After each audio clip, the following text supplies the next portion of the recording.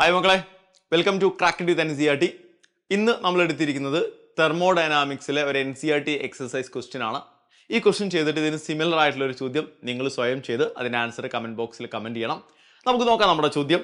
The enthalpy of combustion of methane, graphite and dihydrogen at 298 Kelvin are -890.3 kilojoules per mole, -393.5 kilojoules per mole and -285.8 kilojoules per mole respectively. Enthalpy of formation of methane will be. അപ്പോൾ നമുക്ക് വേണ്ടത് മെത്തൈനിൻ്റെ enthalpy of formation ആണ് അല്ലേ. Reaction നമ്മൾ എഴുതുന്നു. മെത്തൈൻ form ചെയ്യണമെങ്കിൽ graphite അഥവാ carbon graphite ഫോമിൽ ഹൈഡ്രജനുമായി റിയാക്ട് ചെയ്തിട്ടാണ് മെത്തൈൻ ഫോം ചെയ്യേണ്ടത്. ഇതാണ് മെത്തൈൻ്റെ ഫോർമേഷൻ റിയാക്ഷൻ.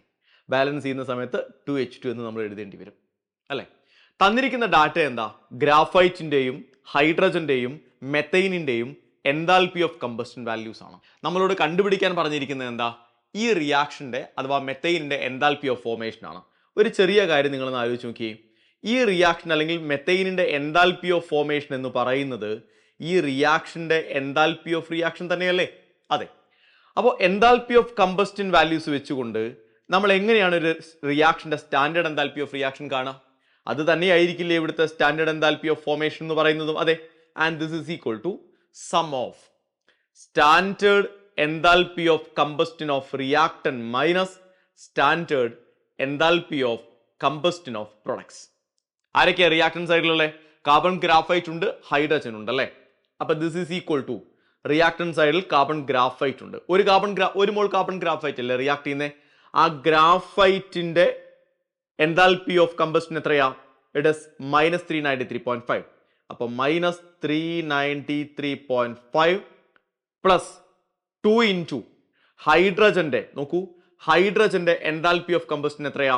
It is -285.8. അപ്പോൾ 2 ഇൻറ്റു -285.8. സോ ഇതാണ് റിയാക്ടന്റുകളുടെ sum of enthalpy of combustion എന്ന് പറയുന്നത്. മൈനസ് ഇനി പ്രൊഡക്റ്റ് സൈഡിൽ ആരാ ഉള്ളത്? മെത്തൈൻ ആണ്. അപ്പോൾ മെത്തൈനിന്റെ എൻതാൽപ്പി ഓഫ് കമ്പസ്റ്റൻ എത്രയാ? -890.3. വാല്യൂസ് എല്ലാം നമ്മൾ സബ്സ്റ്റിറ്റ്യൂട്ട് ചെയ്തു. റെഡി അല്ലേ? ഇനി നമ്മൾ നേരെ സിംപ്ലിഫൈ ചെയ്യാം.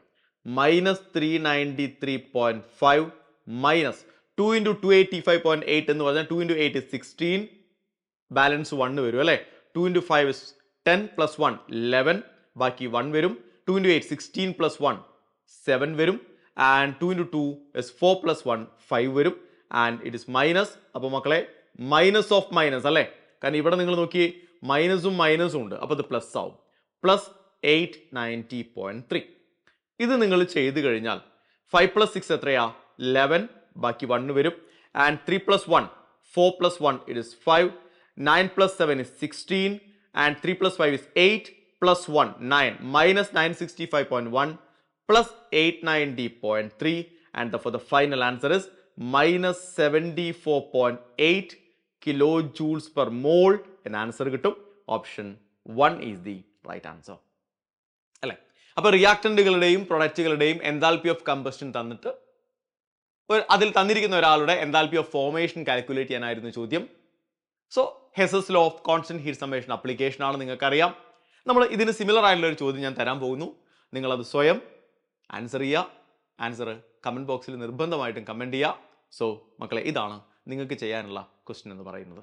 സോ അടിപൊളിയായിട്ട് പഠിക്കുക. All the best.